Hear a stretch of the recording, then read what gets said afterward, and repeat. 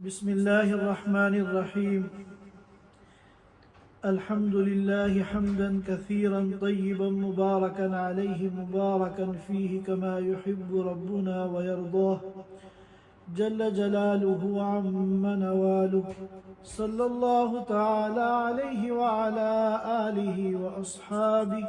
وبارك وسلم تسليما كثيرا كثيرا.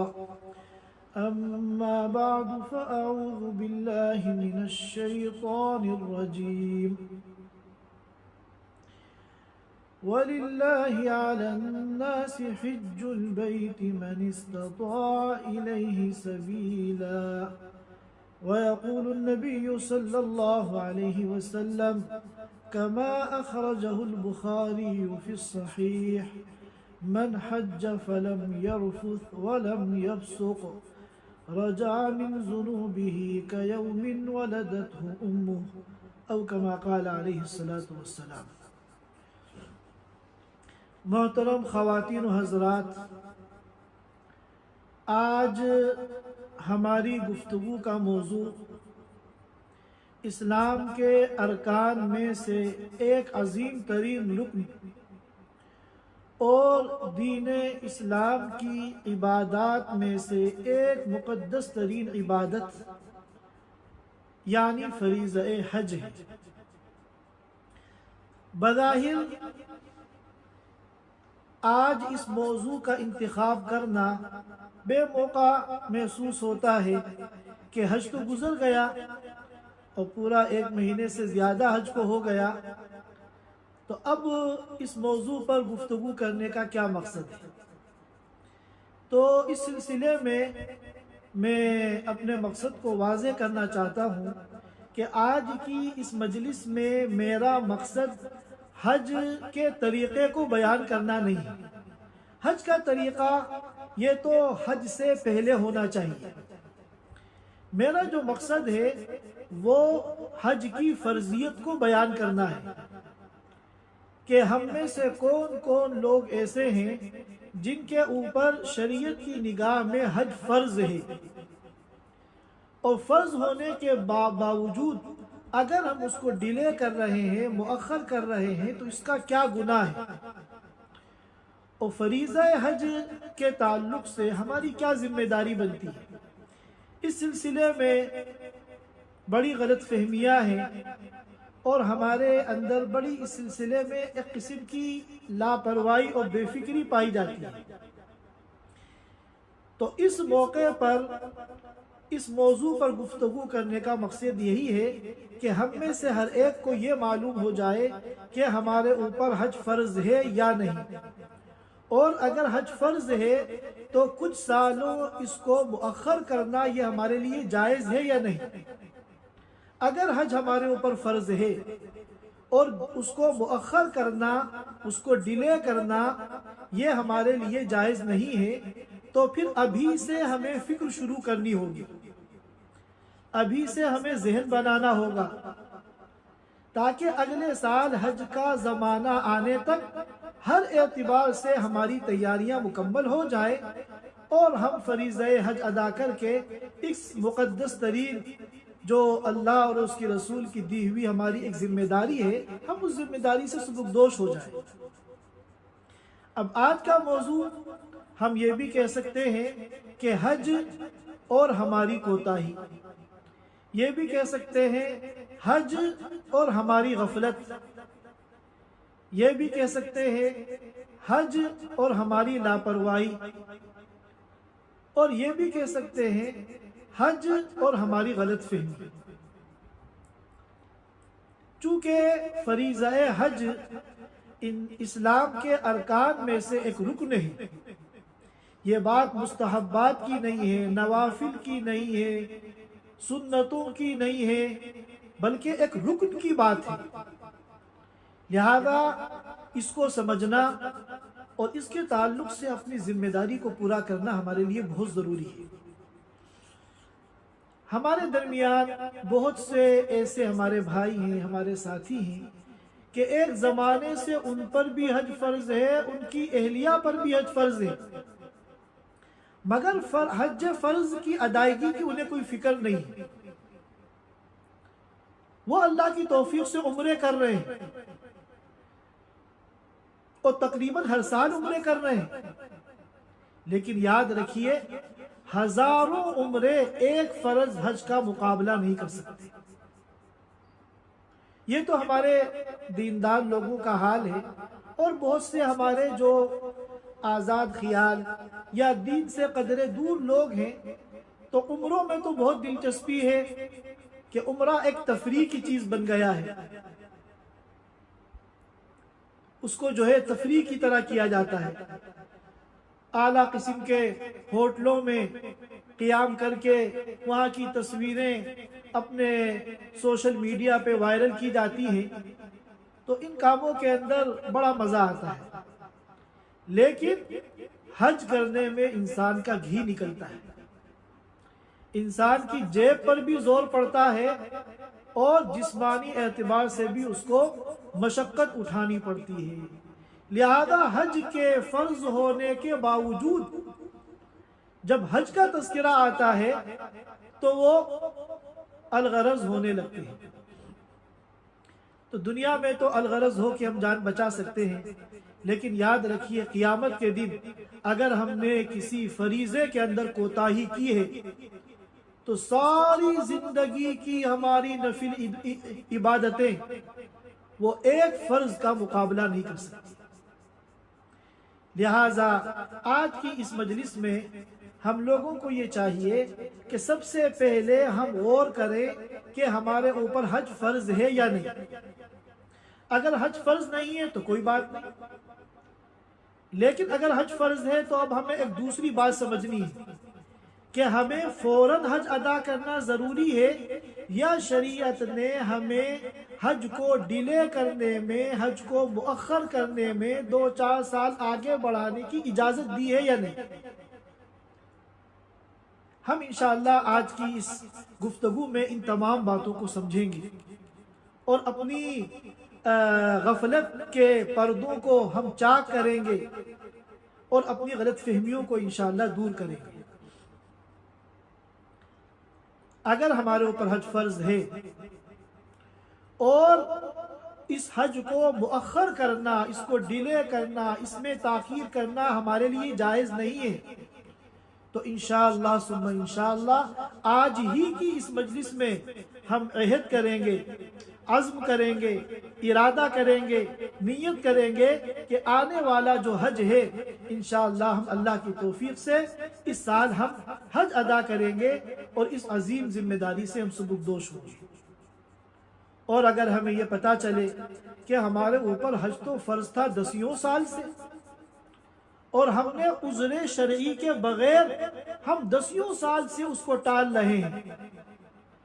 حج کو ادا کرنے میں ہم لیٹ ہو رہے ہیں، تو اس پر جو گناہ ہمیں مل رہا ہے ہمیں اس گناہ پر بھی اللہ تعالیٰ کے سامنے توبہ اور استغفار کرنا ہے۔ تو سب سے پہلے ہم سمجھ لیتے ہیں کہ حج کی فرضیت کے کیا شرائط ہیں۔ یہ تمام شرائط اگر پائے جائیں گے کسی کے اندر تو اس کے اوپر حج فرض ہو گیا، اور اگر ان شرائط میں سے ایک شرط بھی نہیں پائی گئی تو اس کا مطلب یہ ہے کہ اس کے اوپر حج فرض نہیں ہے۔ سب سے پہلی شرط ہے اسلام، مسلمان ہونا۔ ظاہر ہے کہ غیر مسلم کے اوپر حج فرض نہیں ہے۔ دوسری شرط ہے بلوغ، بالغ ہونا، چنانچہ نابالغ اور چھوٹے بچوں کے اوپر حج فرض نہیں ہے۔ تیسری شرط ہے عقل، عاقل ہونا، یعنی ذہنی توازن کا صحیح ہونا، چنانچہ جو ذہنی معذور ہیں ان کے اوپر حج فرض نہیں ہے۔ اور 5ویں شرط ہے زمانہ حج کا ہونا۔ زمانہ حج کیا ہے؟ شوال، ذی قعدہ، ذی الحجہ، جن کو اشہر حج کہتے ہیں۔ اب مثال کے طور پہ حج سے 10 مہینہ پہلے، 9 مہینہ پہلے کسی کے اندر ساری شرطیں پائی گئی، حج فرض ہو گیا، لیکن 1 مہینے کے اندر وہ شرطیں جو ہے ختم ہو گئی، تو اب اس کے اوپر حج فرض نہیں ہوا، کیونکہ حج جو ہے یہ نماز کی طرح آپ جس دن چاہیں جب چاہے پڑھنا آپ پڑھ لیتے ہیں، اس طرح حج نہیں ہے۔ حج تو سال کی متعین تاریخوں میں ہوتا ہے، تو اگر حج سے 8-9 مہینہ پہلے انسان جو ہے مالی اعتبار سے اور بدنی اعتبار سے حج پہ قادر ہے مگر حج کا زمانہ نہیں، اب اگر یہ قدرت اس کی باقی رہے گی حج کے زمانے تک، تب جا کے اس کے اوپر حج کرنا فرض ہوگا۔ اگر 10 مہینہ پہلے ساری شرطیں پائی گئی، اب یہ چاہتا بھی ہے کرنا لیکن اس وقت حج نہیں کر سکتا ہے، اور 1 مہینے کے بعد اللہ کا کرنا ایسا ہوا کہ وہ فقیر ہو گیا، اس وقت 1 مہینہ پہلے تو پیسے تھے حج کرنے کے، اب حج کے پیسے نہیں ہیں، تو ظاہر ہے کہ اس میں اس کی کوئی غلطی نہیں ہے۔ لہٰذا حج کے فرض ہونے کے لیے ایک شرط یہ بھی ہے کہ حج کا زمانہ ہو، اور اسی طرح 5ویں شرط ہے سفر پر قدرت۔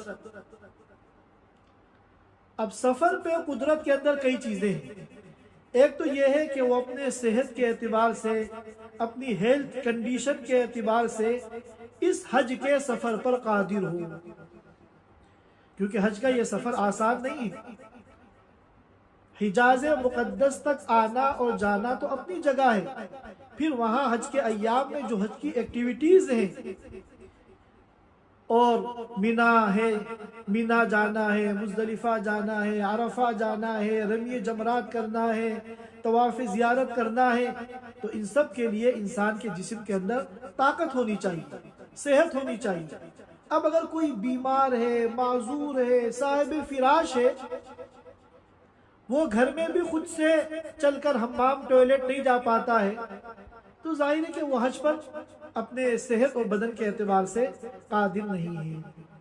اسی طرح مالی وسعت ہو، مالی وسعت کے اندر 2 چیزیں ہیں، ایک تو پورے سفر حج کے اخراجات آپ کے پاس ہو۔ اب مثال کے طور پہ 2 لاکھ میں حج ہو رہا ہے، 2.5 لاکھ میں ہو رہا ہے، 3 لاکھ میں ہو رہا ہے، جتنے میں بھی حج ہو رہا ہے، تو یہ جو ٹریول والے پیسے مانگتے ہیں اور لیتے ہیں، یہ مکمل اس میں اخراجات سفر آ جاتے ہیں، جانا بھی، آنا بھی، وہاں کے ہوٹلوں میں قیام بھی، ٹرانسپورٹ بھی، کھانا پینا بھی، سب آ جاتا ہے۔ تو مالی وسعت کے اندر ایک چیز تو کیا ہے کہ مکمل اخراجات سفر کا وہ مالک ہو، اور دوسری بات یہ ہے کہ سفر حج میں جانے سے لے کر گھر واپسی تک اپنے اہل و عیال کے خرچے کے اس کے پاس پیسے ہو، کہ واپس آنے تک اس کے بیوی بچوں کی کھانے اور پینے کی اور دیگر جو ضروریات ہیں، ان تمام چیزوں کا خرچہ اس کے پاس موجود ہو۔ اب مثال کے طور پر 2.5 لاکھ روپے میں تو ٹریول والے لے رہے ہیں حج کرانے کے لیے، اور حج میں جائے گا، آئے گا، مہینہ بھر رہے گا، اور مہینہ بھر کا اس کا بیوی بچوں کا جو ضروریات کا خرچہ ہے مکمل، وہ تقریباً 30,000 روپے ہے مثال کے طور پہ۔ اس کے پاس صرف 2.5 لاکھ روپے ہیں کہ اگر حج کرنا چاہے تو حج تو کر سکتا ہے۔ ٹریول والوں کو، سفریات کو آپ 2.5 لاکھ روپے دیں گے، وہ آپ کو حج کرا دیں گے، لیکن اس کی غیر موجودگی میں اس کی بیوی بچے کہاں سے کھائیں گے؟ جو تقریباً 25-30 ہزار روپے کا خرچہ ہے، وہ اس کے پاس دینے کے لیے نہیں ہے، تو اس کا مطلب یہ ہے اس کے اوپر حج فرض نہیں ہوا۔ تو معلوم ہوا کہ مالی وسعت کے اندر 2 چیزیں ہیں، ایک تو ہماری ہیلتھ کنڈیشن، کہ ہمارے بدن کے اندر اتنی صحت ہو، جسمانی طور پر ہمارے پاس اتنی صحت ہو کہ ہم سفر حج کر سکیں، اور دوسری چیز ہے مالی وسعت۔ مالی وسعت کے اندر 2 باتیں ہیں، ایک تو آنے جانے کے پورے سفر کے اخراجات ہوں، اور دوسرے اس کے سفر کے دوران اس کے جو بیوی بچے ہیں، گھر والے ہیں، ان کی ضروریات کھانے پینے وغیرہ کے خرچے کا یہ مالک ہو۔ جب اتنی مالی وسعت اس کے پاس ہوگی اور صحت کے اندر اور جسم کے اندر سفر حج کی طاقت ہوگی تو یہ کہا جائے گا کہ یہ سفر حج پہ قادر ہے۔ قرآن نے جو کہا من استطاع الیہ سبیلا، تو یہ وہ استطاعت ہے جس کو شرط قرار دیا ہے قرآن نے اور شریعت نے۔ تو خلاصہ یہ نکلا کہ 5 شرطیں جن میں پائی جائیں گی ان کے اوپر حج فرض ہو جائے گا۔ نمبر 1 مسلمان ہو، الحمدللہ ہم سب مسلمان ہیں۔ نمبر 2 بالغ ہو، چنانچہ ہم سب بڑے ہیں، بالغ ہیں۔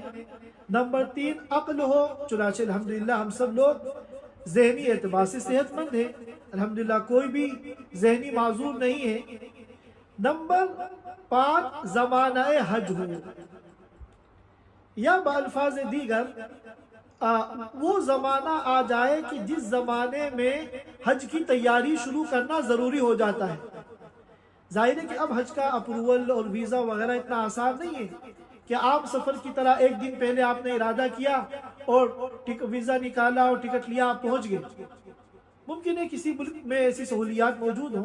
لیکن ہم جو حج کریں گے تو کتنے دن پہلے سے ہمیں تیاری کرنا ضروری ہے۔ تو وہ زمانہ آ جائے، کیونکہ اس سے پہلے اگر ہمارے پاس مال آ کے چلا گیا تو ظاہر ہے اس میں ہمارا کوئی قصور نہیں۔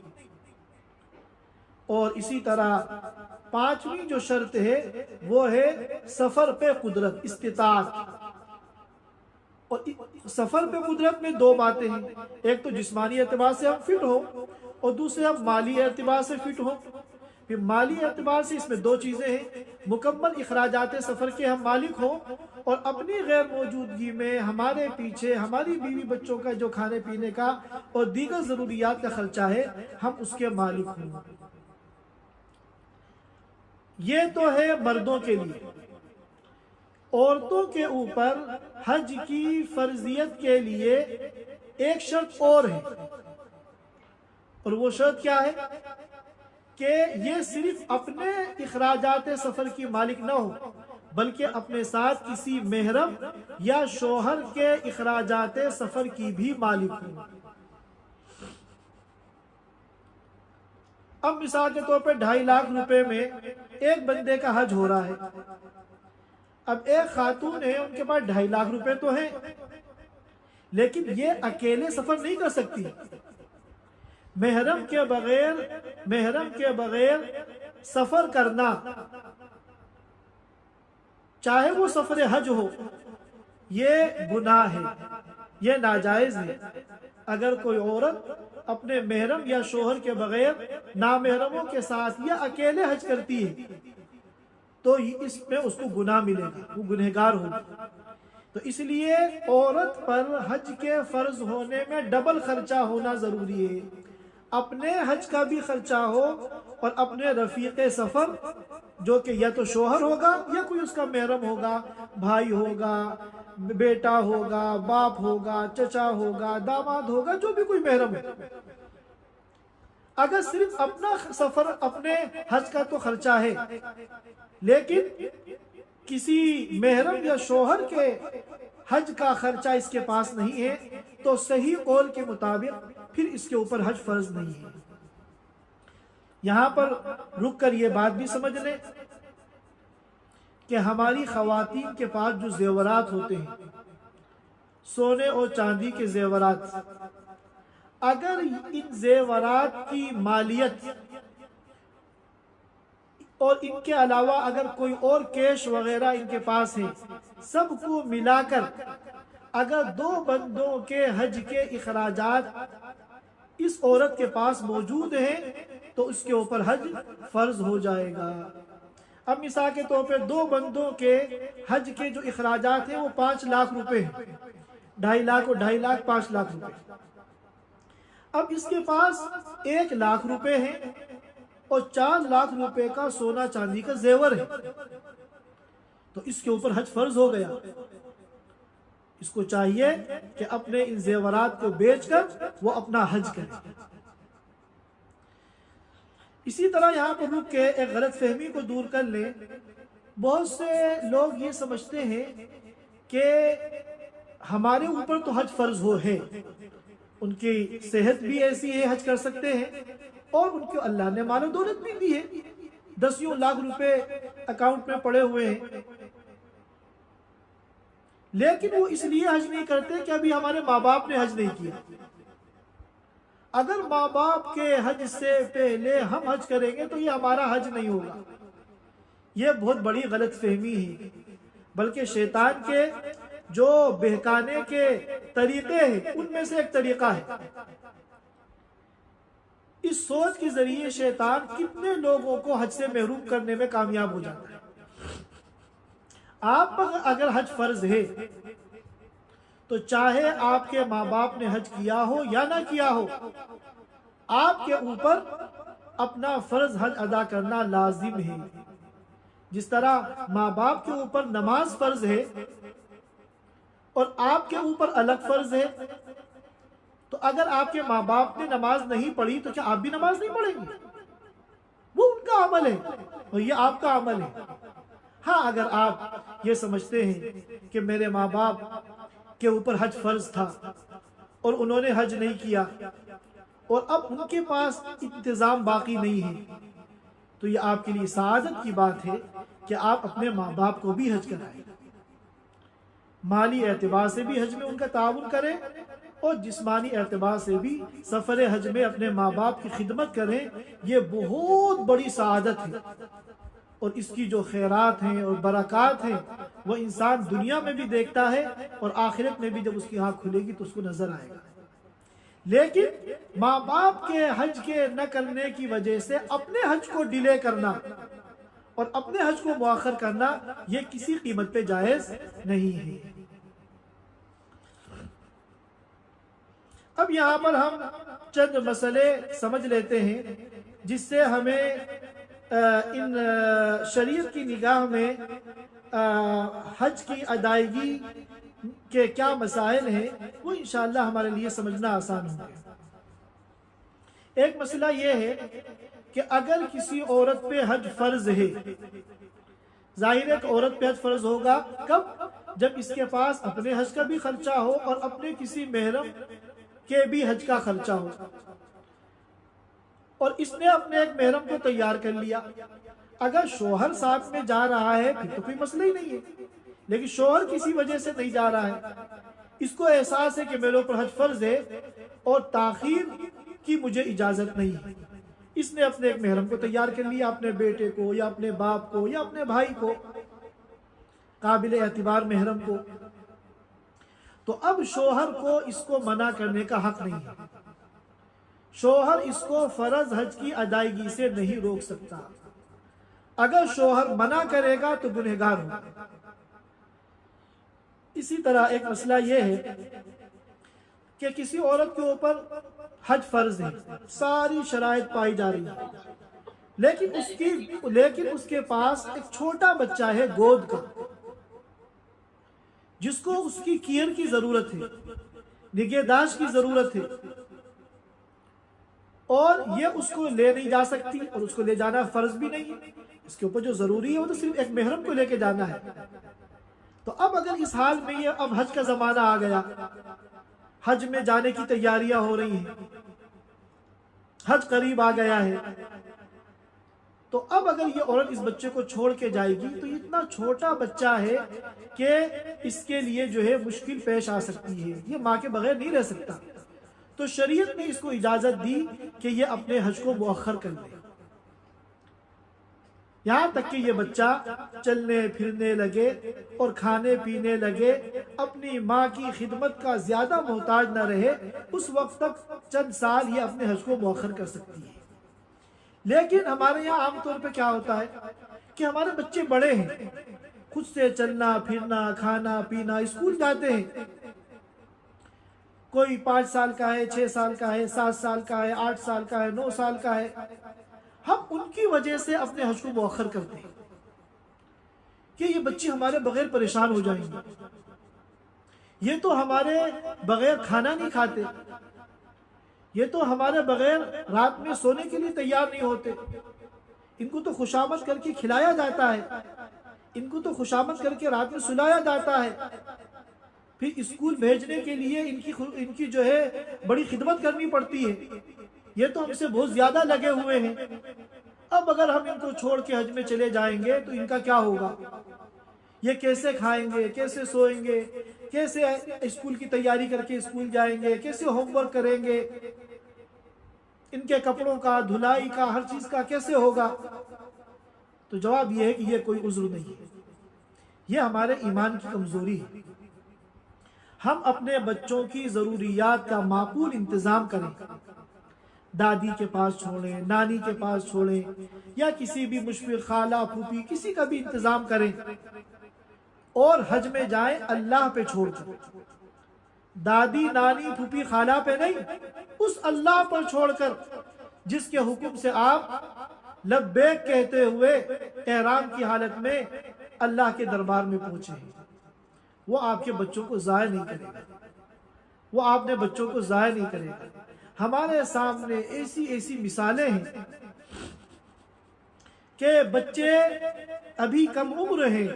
بالکل گود کے تو نہیں ہیں، کیونکہ گود کا اگر بچہ ہے پھر تو تاخیر کی اجازت ہے، لیکن ابھی کم عمر ہیں، 4-5 سال کے ہیں، یہ بھی چھوٹے ہوتے ہیں، ایک دن کیا 1 گھنٹہ بھی اپنی ماں کے بغیر نہیں رہ سکتے، لیکن جب انہوں نے حج کا ارادہ کیا، اللہ کے حکم کو اپنی تمام خواہشات کے اوپر غالب کیا، اور اللہ کے بھروسے پر وہ اپنے کسی رشتہ دار کے پاس، دادی نانی کسی کے پاس ان بچوں کو چھوڑ کر گئے، تو پورا سفر آسانی کے ساتھ ہو گیا، اور وہ بچہ نہ خود پریشان ہوا نہ اس نے کسی کو پریشان کیا۔ کسی کو یقین نہیں آتا یہ مہینہ بھر اپنی ماں باپ کے بغیر کیسے رہ لیا، جو 1 گھنٹہ نہیں رہ پاتا۔ تو جب ہم اللہ کے حکم کو پورا کرتے ہیں، اللہ تعالی ہماری غیبی مدد کرتے ہیں۔ یہاں پر ہمارے بعض جاننے والے ایسے ہیں جو ماشاءاللہ مالی اعتبار سے باحیثیت ہیں، اللہ نے بہت نوازا ہے، عمرے بھی خوب کرتے ہیں، دیندار بھی ہیں۔ جب میں نے ان کو حج کے بارے میں بتایا کہ آپ کے اوپر بہت بڑی ذمہ داری ہے کہ آپ اور آپ کی اہلیہ پہ حج فرض ہے، آپ سارے تقاضوں کو جو نفل ہے ان کو مؤخر کر کے اس فرض کو ادا کرنے کی فکر کریں، اور جو آپ کی صورتحال ہے، جن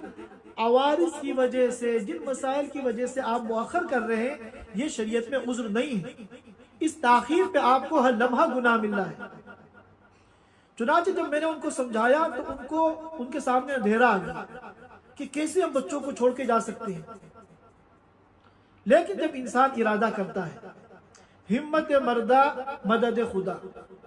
یہ جو قرآن میں ہے وَالَّذِينَ جَاهَدُوا فِينَا لَنَهْدِيَنَّهُمْ سُبُلَنَا، کہ جو ہمارے دین کے سلسلے میں مجاہدہ کرتے ہیں، لَنَهْدِيَنَّهُمْ سُبُلَنَا، ہم ان کے لیے راستے کھول دیتے ہیں۔ چنانچہ انہوں نے ارادہ کر لیا کہ جب اللہ کے حکم کو پورا کرنا ہے تو اس میں اتنا سوچنا کیا۔ انہوں نے ترتیب بنانی شروع کی، اپنے بچوں کے پاس ان کی اپنی کسی بہن وغیرہ کو لا کے رکھا، اور اپنے ملک سے حج کمیٹی سے درخواست دی، اس کی منظوری آئی۔ ان لوگوں سے انہوں نے یہ بات کی کہ ہم اپنے ملک سے آنا جانا نہیں کریں گے، ہم یہاں دوحہ سے سیدھے جائیں گے، البتہ حج جو ہے وہ قافلے کے ساتھ کریں گے، حج کمیٹی والوں کے ساتھ کریں گے، اور پھر ہم اپنی واپسی بھی یہی کریں گے، کیونکہ اپنے ملکوں سے تو لمبا سفر ہوتا ہے 40 دن کا، یہاں سے آرام سے آدمی 10 دن کے اندر پورا حج اور مدینے کی حاضری کر کے واپس آ سکتا ہے۔ تو بظاہر ہر چیز جو ناممکن نظر آ رہی تھی، وہ مشکل نظر آ رہی تھی، اور جس کی وجہ سے جب بھی حج کا ذکر آتا الغرض ہو جاتے تھے، اللہ نے وہ سارے کام ایسے آسان کر دیے کہ وہ آرام سے حج کر کے آئے، بچے بھی خوش، وہ بھی خوش، اور ایسا سکون اور اطمینان ان کے دل میں ہے۔ آج بھی وہ دعائیں دیتے ہیں کہ اگر ہم سوچتے کہ کیسے کریں گے تو پھر زندگی بھر سوچتے ہی رہ جاتے۔ ہم نے قدم آگے بڑھایا اور منزل تک پہنچانا اللہ کا کام ہے، لہٰذا ہم لوگ کو چاہیے، اسی لیے حدیث میں آتا ہے، اللہ کے رسول صلی اللہ علیہ وسلم نے فرمایا، ابو داؤد کی روایت ہے، من اراد الحج فلیتعجل، جس نے حج کا ارادہ کیا، کیا مطلب؟ جس کے اوپر حج فرض ہو گیا چاہیے کہ وہ فوراً حج کرے، اس کو تاخیر نہ کرے۔ اور اسی طرح ایک حدیث میں ہے جو مسند احمد کے اندر اللہ کے رسول صلی اللہ علیہ وسلم نے فرمایا تعجلوا الی الحج، فرض حج کی ادائیگی جلد از جلد کرو، فإن أحدكم لا يدري ما يورد له، کیونکہ تم میں سے کسی کو یہ نہیں پتا کل کیا ہوگا۔ آج تمہارے پاس جسم کے اندر استطاعت ہے، کل یہ استطاعت باقی رہے یا نہ رہے۔ آج تمہارے پاس مالی استطاعت ہے، کل تمہارے پاس مال رہے یا نہ رہے۔ لہذا حج فرض ہونے کے بعد فوراً اس کو کرنا بغیر تاخیر کے، یہ ہماری بہت بڑی ذمہ داری ہے۔ اور حج فرض ہونے کے بعد اگر ہم کوتاہی کرتے ہیں، لاپرواہی کرتے ہیں، سستی کرتے ہیں، اسباب ہی میں غور کرتے رہ جاتے ہیں کیسے ہوگا کیسے ہوگا، تو یاد رکھیے اگر ہم حج نہیں کر پائے بہت سخت وعید آئی ہے۔ اس سلسلے میں بہت سخت وعید ہے۔ ترمذی کے اندر روایت ہے، میں اس روایت کا مفہوم بیان کر رہا ہوں اپنے الفاظ میں، کہ جس کے اوپر حج فرض ہو گیا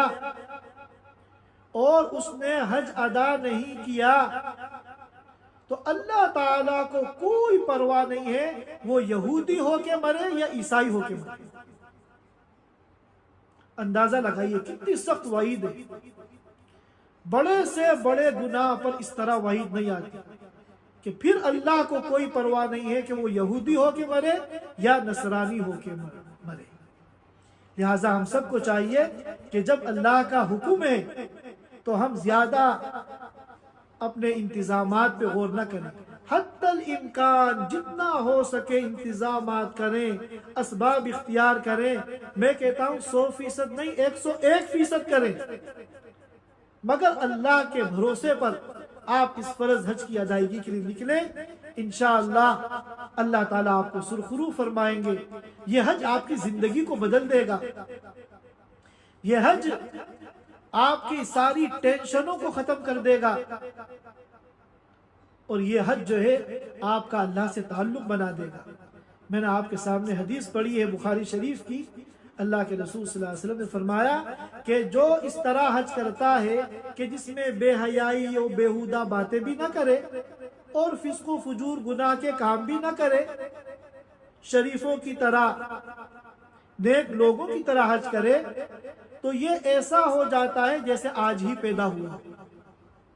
جب بچہ پیدا ہوتا ہے بالکل بے گناہ، اس کا دامن بھی صاف ہے، اس کا کردار بھی پاک ہے، اس کی گردن پہ کوئی گناہ نہیں ہے، حج کرنے والا بھی ایسا معصوم بے گناہ بچوں کی طرح ہو جاتا ہے۔ اور کتنے مشکل حالات میں حج کیا ہو، آج تک ایسا نہیں ہوا کہ حج کرنے کے بعد اسے افسوس ہوا ہو کہ میں کیوں حج کرنے چلا گیا، میری پریشانیاں تو بڑھ گئی۔ جن پریشانیوں کے بڑھنے کے ڈر سے میں حج نہیں کر رہا تھا، میں نے چونکہ حج کر لیا لہٰذا وہ پریشانیاں بڑھ گئیں، ایسا آج تک کوئی پیدا نہیں ہوا، ایسا واقعہ آج تک نہیں ہوا۔ حج کرنے کے بعد ہر ایک ایسا خوش ہوتا ہے اور اللہ کا شکر ادا کرتا ہے، اور اللہ تعالیٰ کی غیبی مدد پر اس کا ایمان اور اس کا یقین اتنا بڑھ جاتا ہے، کبھی ایسا نہیں ہوتا کہ وہ آ کے کہے کہ مجھے نہیں جانا چاہیے تھا، میں غلط چلا گیا، میرے فلاں فلاں نقصانات ہو گئے، ایسا نہیں ہوتا۔ ہر چیز کا مالک اللہ ہے، اللہ کے حکم کے بغیر دنیا میں کوئی پتہ نہیں ہل سکتا، تو اللہ کے حکم کے بغیر ہمارے نقصانات کیسے ہو سکتے ہیں؟ لہٰذا ہمت مردہ مدد خدا کا نام حج ہے۔ ہمت ہم کریں گے، باقی سارے کام اللہ بنائیں گے۔ لہٰذا ہم سب لوگوں میں جن جن لوگوں کے اوپر حج فرض ہے، 3 شرطیں تو بالکل عام ہیں، مسلمان ہونا، عاقل ہونا، بالغ ہونا، سب میں پائی جاتی ہیں۔ باقی یہ ہے کہ حج کے زمانے کا آنا، حج کے زمانے تک شرائط کا پایا جانا، یہ بھی ہر سال ہمارے ساتھ ہوتا ہے، اور صحت بھی اللہ نے ہم لوگوں کو دی ہے، ہم دنیا جہان کے سفر کرتے ہیں، حج بھی کر سکتے ہیں۔ اور مالی وسعت تو کم از کم خلیج میں رہنے والے جتنے ہمارے مسلمان اور دینی بھائی ہیں اکثر کی مالی وسعت ہے، ان کے لیے حج کرنا کوئی بڑی بات نہیں۔ لہذا ہم سب ہمت کریں اور ارادہ کریں، انشاءاللہ اللہ تعالی ہمیں کامیابی عطا فرمائیں گے۔ اسی طرح ایک مسئلہ ہے کہ ایک عورت کے اوپر حج فرض ہے، ساری شرائط اس کے پاس اوپر پائی جاتی ہے، صحت بھی اس کی اس قابل ہے کہ وہ حج کر سکے، اور اپنا اور کسی محرم یا شوہر کا خرچہ بھی اس کے پاس موجود ہے، لیکن اس کے پاس کسی محرم یا شوہر کا انتظام نہیں ہے، یا تو اس کا شوہر ہی نہیں ہے، یا شوہر ہے مگر وہ ایسا معذور حج نہیں کر سکتا، اور اسی طرح کوئی محرم نہیں ہے، یا محرم تو ہے مگر کوئی حج میں جانے کے لیے تیار نہیں ہے، تو اب اس کو چاہیے کہ جلد بازی نہ کرے۔ حج تو فرض ہو گیا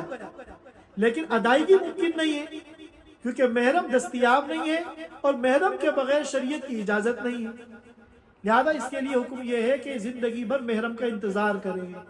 جب اس کو محرم کا انتظام ہو جائے یا اس کا شوہر